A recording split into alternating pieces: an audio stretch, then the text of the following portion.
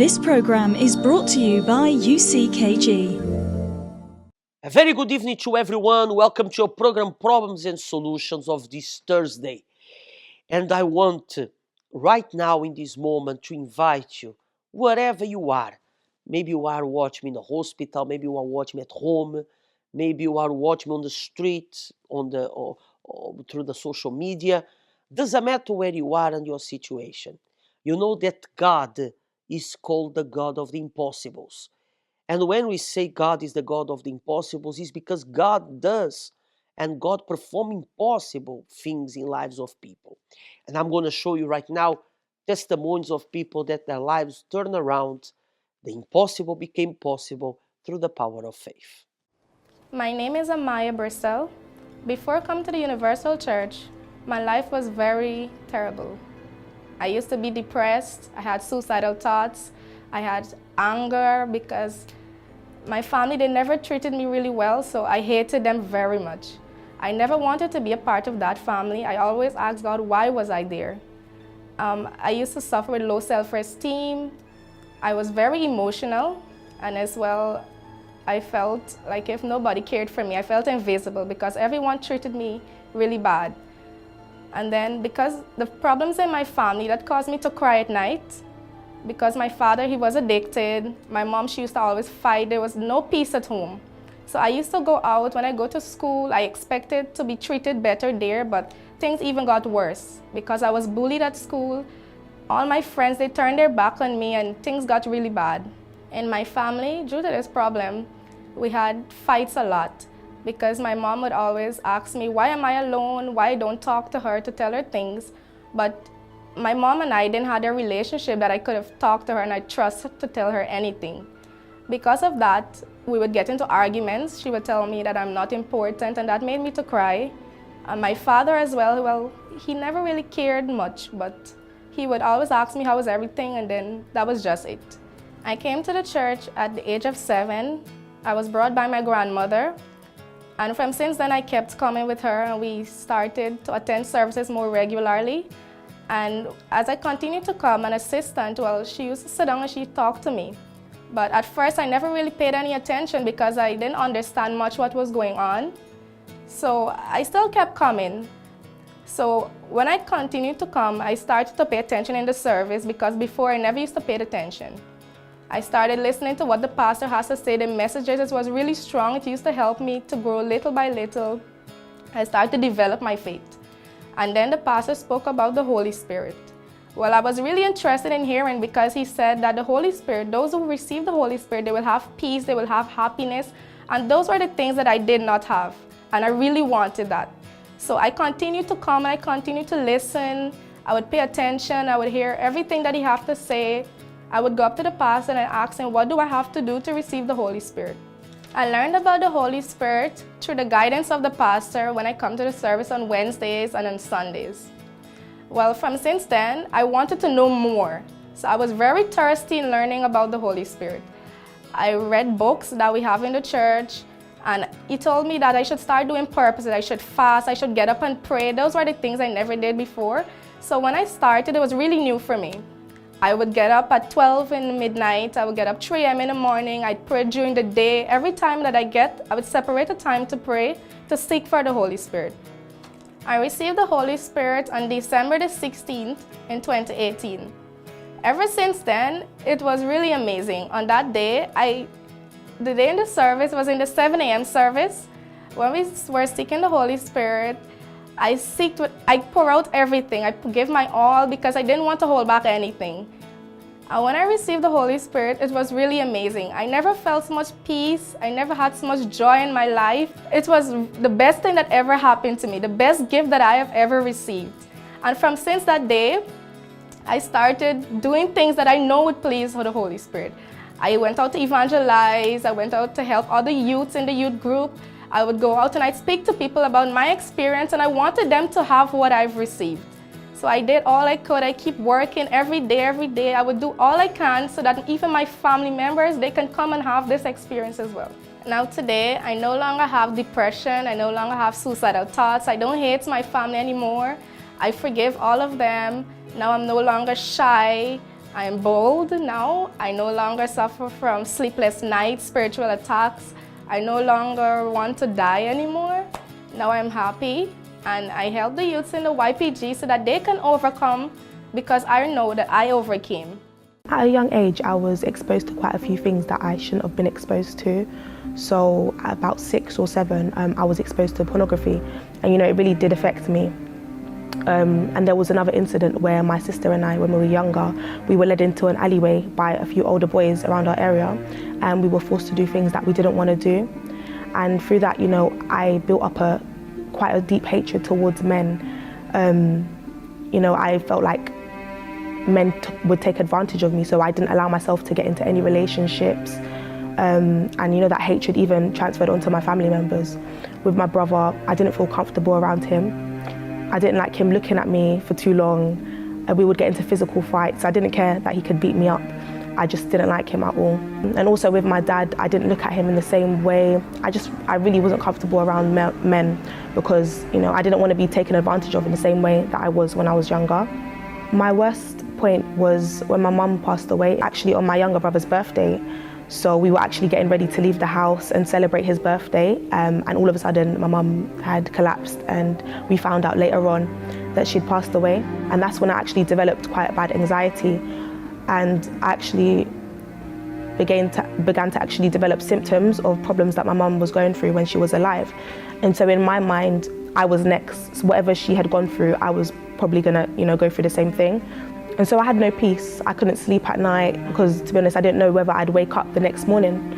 The health problems kept getting worse, and I'd go to the doctor and they would find nothing wrong with me. And I realized that it was something spiritual, something quite serious. My siblings and I, we were invited to the place of worship by a friend of ours, and we all came together, but we didn't expect to actually find help. We came to the youth group and, it was all fun and games. We liked the music. I could sing, so I enjoyed performing and stuff like that. But I realized that nothing was really changing for me because I was only attending the youth group.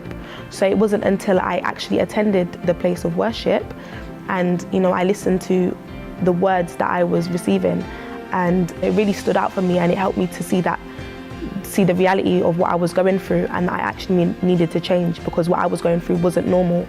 So that is when I said enough is enough. And I actually, took in the words that I were learning. I learned to overcome the grudges. I learned to use my faith so I could get rid of the fears. So I'm completely different now. It's like my life took a 180 degrees turn. My family is united. People come up to us and ask, how are you and your siblings so united? Not realizing that it hasn't always been like that. In my house there's peace. I'm no longer angry at my brother, I have no grudges. My life's just moving forward in every single way. And even with my dad, he's seen the difference, the change in us, to the point where he never used to agree with the place that we were coming to worship. And now he's inviting other family members for us. He invited my half-brother to come because he saw the change in us, and he saw, that the place we were coming to was actually helping.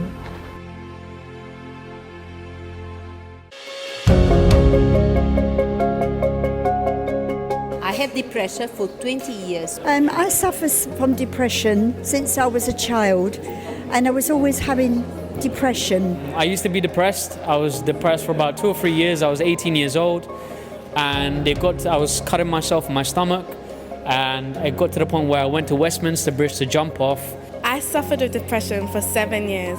I used to cry myself to sleep, and I used to slit my wrist. I suffered with depression, severe depression, for over 10 years. When I came here to the UCKG, I beated depression. When I came to the UCKG, I learned how to beat depression. And thankfully somebody invited me here to the help center, and I'm not depressed anymore. That's it, I'm completely free, I'm happy, fulfilled. When I came here, I beat depression. And since I've been coming here now, I've been here now 19 years this year, and I can say that I am totally free from depression. I'm no longer depressed. These testimonies are the proof that God is able to transform people's lives. That's why you who are there, watch me in this moment, down, frustrated, thinking that nobody cares about you. My dear friend, lift up your face and decide to look for help. Look for help. You knock at many doors, nothing happens. Come as you are. Doesn't matter your religion, doesn't matter your background, doesn't matter your situation. If you decide today to give a chance, you just need to give a chance. I'm not asking you for you to belong to church A or B. I'm asking you for you to give a chance to God, give a chance to this faith that we are presenting to you. Because what transforms the lives of people is not the church, it's the faith that we present here in this program. So give a chance to this God, and through this faith, your life will be transformed. You who don't have peace, you who have insomnia, you who have depression, you who have your ways blocked, I want to invite you for this day so special that we're going to have tomorrow, Friday. Every Friday at the Universal Church, we have the strong prayer for deliverance. And the same way that the lives of these people change, your life can change as well. For more information, you can visit our website, www.uckg.se. You can come tomorrow, Friday, or you can come this coming Sunday. This coming Sunday, we're going to have a very special event to heal, this pain that has inside of you, to turn, this wound into a scar. Maybe you have a wound inside of you. Maybe you are depressed, you are down, and you want to join us. You want to give a chance to this God. So this Sunday, 11 o'clock in the morning, you are our guest. Either you can come tomorrow, 7 p.m., or Sunday. But come, and surely that something amazing will happen. It was a pleasure to be with you tomorrow. We'll be back with another program, Problems and Solutions. Take care. This is your UCKG timetable, helping you to make a new beginning. Mondays, a meeting focused on achieving more in your financial life. Tuesdays, prayers for healing. Wednesdays, a meeting teaching you to develop in your spiritual life. Thursdays, a special prayer for the family. Friday, a service for your spiritual deliverance.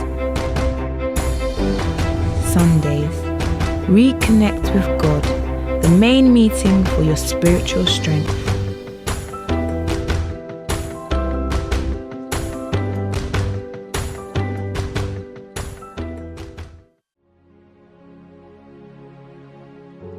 I lift up my eyes to the mountains. Where does my help come from? My help comes from the Lord my God,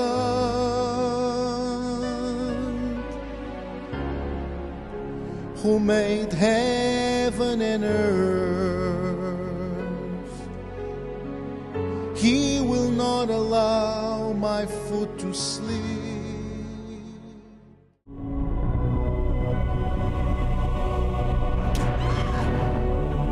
I'm not leaving this hospital until I know what's wrong with my daughter.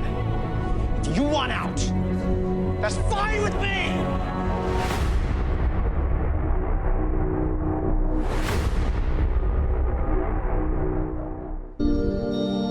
This program is brought to you by UCKG.